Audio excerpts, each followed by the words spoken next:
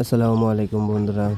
আমাদের চিকনাই নদীতে নতুন পানি আসাতে নৌকা নিয়ে ঘুরতে এলাম, ছোট ডাঙা নৌকা।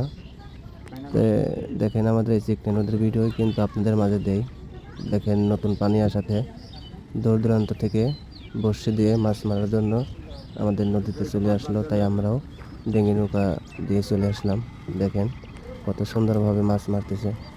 এই দেখেন নৌকা দিয়ে একজন এখানে নদীর মাঝে এসে মাছ ধরতেছে। দেখেন ওদিকে নৌকা অনেকে, এই দেখেন কস্তুরীপানা পরিষ্কার করে বড়শি দিয়ে অনেক সুন্দর সুন্দর মাছ ধরতেছে। কারণ নতুন পানির সাথে অনেক মাছ আছে, অনেক বিভিন্ন ধরনের মাছ, সুন্দর সুন্দর মাছ। তা আমরাও চিন্তা করলাম নদীতে নৌকা দিয়ে একটু ঘুরতে যাই। ঘুরতে এসে দেখলাম অনেক লোক মাছ ধরতেছে বড়শি দিয়ে।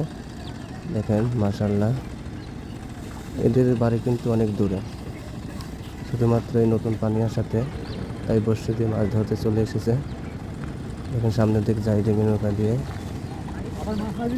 দেখা যায়। এই দেখেন এই এক নৌকায় 3জন মাছ ধরতেছে, বড় ভাইরা। দেখেন বড়শি দিয়ে অনেক সুন্দরভাবে। দেখেন এইখানে আবার 4জন, এখানে দেখেন 2জন। সাঙাইলে সাঙাইলে দেখেন বসে একসাথে কত সুন্দর পরিবেশে, গ্রামীণ পরিবেশে মাছ ধরতেছে। অনেক রোদ, তো তাই দেখেন ছাতা মাথার উপরে একটা ছোটো গাড়ি বাঁধিয়ে দিয়েছে যাতে মাথায় রোদ একটু কম লাগে। দেখেন নতুন পানি আসছে। দেখেন ওদের গ্রামাঞ্চলে দেখেন অনেক সুন্দর ঘুরছে। দেখেন এখানে 2জন মাছ মারতেছে।